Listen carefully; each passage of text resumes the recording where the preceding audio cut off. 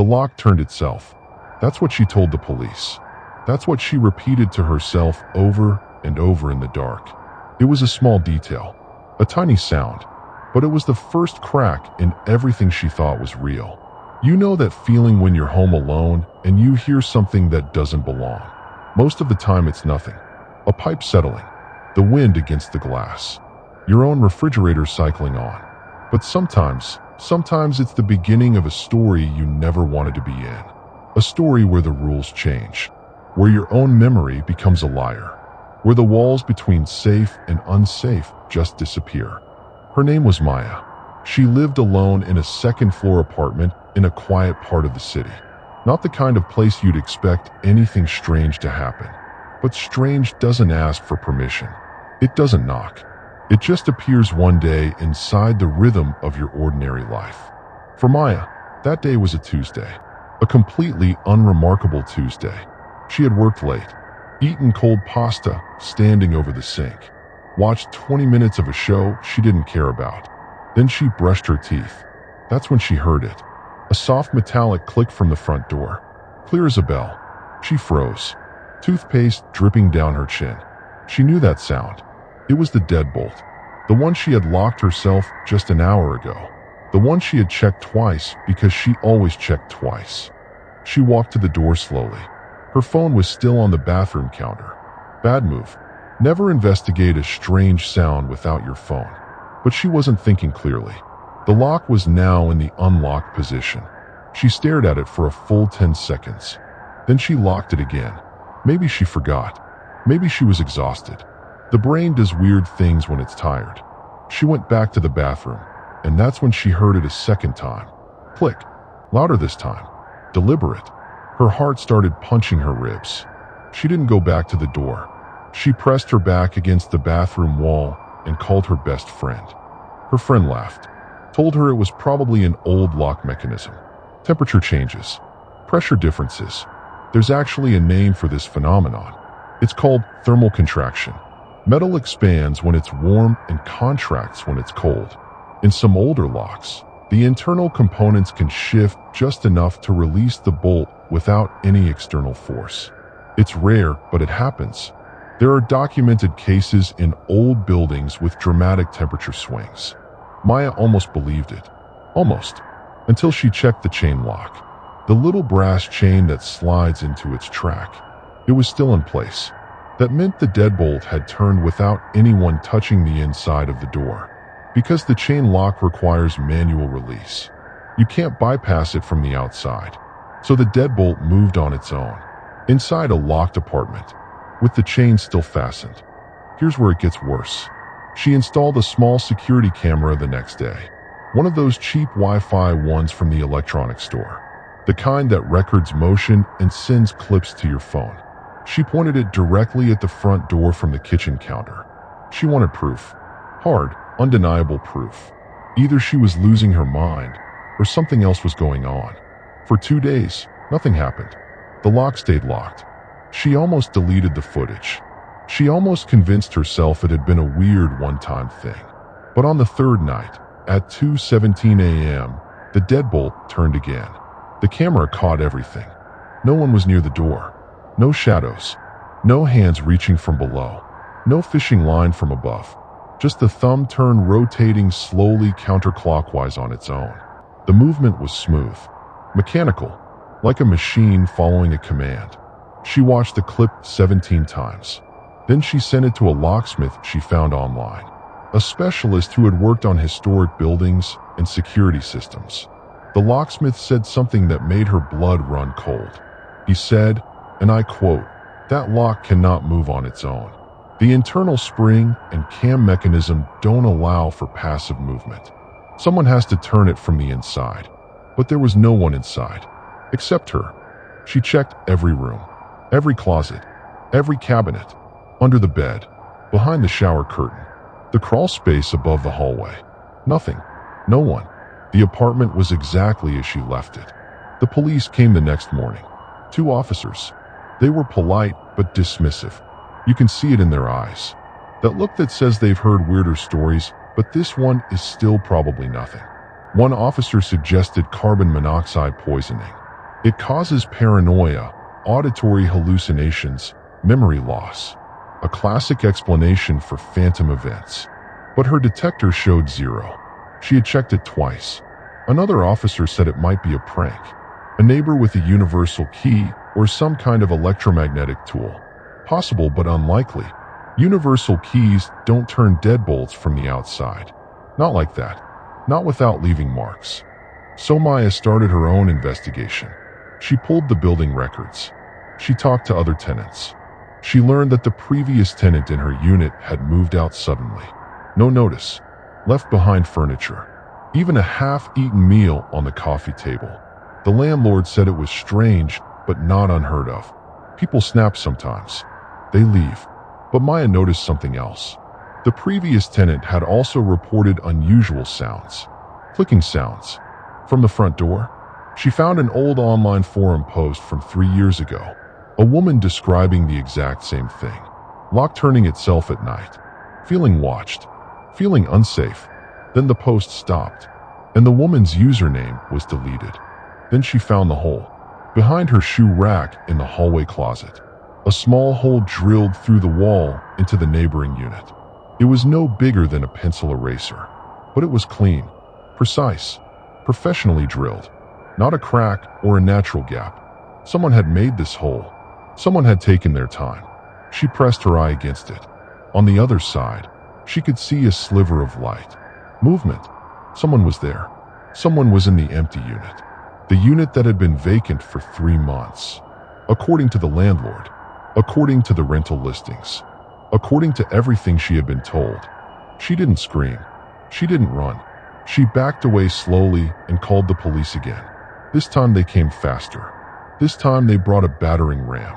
The neighbor's unit had been completely transformed. The locks on that side had been replaced with high-security models. The peephole was covered from the inside with black tape. There were no lights on, but there was evidence of habitation. A sleeping bag, canned food, bottles of water, a laptop connected to a portable battery, and there was a small device attached to the wall directly behind where Maya's deadbolt would be. It was an electromagnet, small but powerful, controlled by a simple radio remote. It could turn the thumb turn from the other side without any physical contact. No drilling, no breaking, no noise except the soft click of the lock itself. But here's the real danger. That device wasn't meant to just turn a lock. It was meant to condition her, to make her question her own memory, to make her feel unsafe in her own home. This is a known psychological technique. It's called gradual destabilization. First you introduce a small, unexplainable event. Then you repeat it. Then you escalate. The goal is to break down the target's sense of reality so slowly that they don't even notice it happening. They start to doubt themselves, their own senses, their own sanity. That's when you move in. That's when you take control. Whoever was on the other side of that wall wasn't trying to steal her TV. They were trying to steal her mind. The person who installed that device had been living in the empty unit for weeks, moving only at night, existing in the walls like a ghost. They had drilled the hole during the day when Maya was at work. They had tested the electromagnet at different times to see if she would wake up. They had watched her through the hole, learned her routines, her sleep schedule, her fears. They weren't trying to break in. Not yet. They were waiting, watching, learning, and the lock turning itself was just the beginning. A test, a signal, a way to see how she would react. Would she ignore it? Would she panic? Would she call the police? Every reaction gave them more information. The police never found who did it. The unit was empty by the time they broke down the door. The laptop was wiped. The sleeping bag was cheap and untraceable. The electromagnet was a common model sold online. No fingerprints, no DNA, nothing. Just a hole in the wall and a story that didn't make sense. The landlord said he had no idea. The building manager said the unit had been inspected the week before. Empty, clean, no signs of forced entry. But someone had been there. Someone had lived in that space for weeks, maybe longer, and they had left behind something more disturbing than evidence. They had left behind a question. How long had they been watching before Maya noticed the lock? Maya moved across the state within a month. She couldn't stay. Every creak made her jump. Every shadow made her heart race. She sleeps with a doorstop now, and a camera, and a motion sensor. But she still wakes up at 2:17 a.m. sometimes, the exact time the lock turned. She doesn't know why that time repeats in her head. Maybe it's trauma, maybe it's habit, or maybe it's something else. Maybe it's a signal she doesn't understand yet. Because here's the thing about people who do this kind of work. They don't give up easily. They find you, not because they're supernatural, because they're patient. They're methodical. They treat stalking like a career. And once they've chosen you, they rarely just walk away. There are other stories like Maya's, more than you think. In 2019, a woman in Chicago reported her deadbolt turning at exactly 3 a.m. every night for 2 weeks. Police found a hidden compartment in her attic with food, water, and a direct view of her bedroom. In 2021, a man in Seattle woke up to find his front door unlocked every morning for a month. He installed cameras. The footage showed nothing, until he checked the crawl space. Someone had been living under his house for 6 months, accessing his home through a floor vent, turning the lock from the inside while he slept, then slipping back down before he woke up. The lock wasn't turning itself. Someone was already inside. That's the part that haunts Maya. The hole in the closet wasn't just for watching. It was for access. If someone can drill a hole that precise, they can drill a larger hole. They can remove a section of drywall. They can crawl through the wall into your unit while you're in the shower, while you're asleep, while you're sitting 3 feet away watching TV. The only thing stopping them is their own timeline, their own rules, their own game. And you never know when the game changes. When observation becomes action. When the lock turning itself becomes the lock opening all the way. Maya called the locksmith again after the police left. She asked him if there was any way to prevent this. He told her something she'll never forget. He said, "Locks don't keep people out. They keep honest people honest. Someone who wants to get in will get in." The real security is in layers.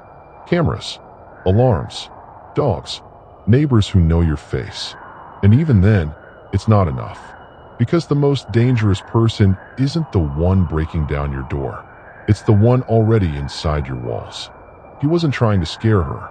He was telling her the truth. And the truth is worse than any horror movie. Think about the thermal expansion theory her friend mentioned earlier. That's real. Locks do shift with temperature. But that's a slow process. It takes hours, not seconds. The camera footage showed the deadbolt turning in less than 2 seconds. Smooth, fast, controlled. That's not metal contracting. That's a mechanism. That's a person. That's someone standing 3 feet away from her, separated by a single layer of drywall and paint, pressing a button on a remote. She was never alone. Not once. Every night she spent in that apartment, there was someone on the other side of the wall. Someone breathing the same stale air. Someone listening to her snore. Someone watching through a hole the size of a pencil. The worst part is the silence. After the police left and the unit was sealed and the landlord changed the locks, Maya sat in her living room at 2 a.m. She listened. She always listened now. And she heard nothing. No clicks. No creaks. No breathing. Just the ordinary sounds of an old building settling. But ordinary sounds had become threats. Every pipe was a footstep. Every gust of wind was a whisper. She had become a hyper-vigilant creature. Always watching. Always waiting. Always afraid of a sound she might not hear. Because what if the lock turned itself and she didn't notice? What if they got better at hiding it? What if next time there was no click at all? There's a psychological term for what Maya experienced. It's called gaslighting, but not the way people use it casually online. Real gaslighting is systematic. It's designed to make you question your own perception of reality. It works slowly. It works silently. And it's almost impossible to prove.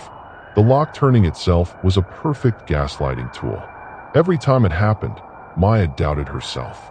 Did she lock it? Did she imagine the click? Is she going crazy? That doubt is the real weapon. Because once you stop trusting yourself, you stop trusting everything. Your doors, your locks, your own eyes. And that's when you become easy to control. The person in the other unit understood this perfectly. They didn't need to break in. They didn't need to steal anything. They just needed Maya to stay in the apartment, to stay confused, to stay afraid. Because a confused, afraid person makes mistakes, leaves doors unlocked, forgets to check the closet, falls asleep on the couch, and eventually they leave a window cracked, or they stop using the chain lock, or they just give up. That's when the real invasion happens. Not with a bang, with a soft click you barely notice. The sound of someone who has already won. Maya thinks about this sometimes. She lives in a new apartment now. New city, new locks, new neighbors. But she still checks the walls. She still presses her ear against the drywall at night. She still listens for breathing on the other side. She knows it's probably nothing. Probably. But probably isn't certainty. And certainty is what she lost the night the lock turned itself for the first time. Certainty is what that person stole from her. Not her TV, not her jewelry, not her safety, her certainty. And once certainty is gone, you never really get it back. So here's the question you should be asking yourself right now. Not about Maya, about you. When did you last check your walls? When did you last look behind the shoe rack in your hallway closet? When did you last press your ear against a shared wall and just listen? The lock turned itself. That's the story. But the story isn't really about a lock. It's about the space between what you know and what you don't know. The space where someone could be living, watching, waiting, turning your own deadbolt just to see if you'll notice. And the scariest part isn't that they're there. The scariest part is that you'll probably never know for sure. Because the lock only turns itself when you're not looking. And you're never looking at the right time. Not really. Not all the time. Not every single second of every single night. And that's exactly what they're counting on.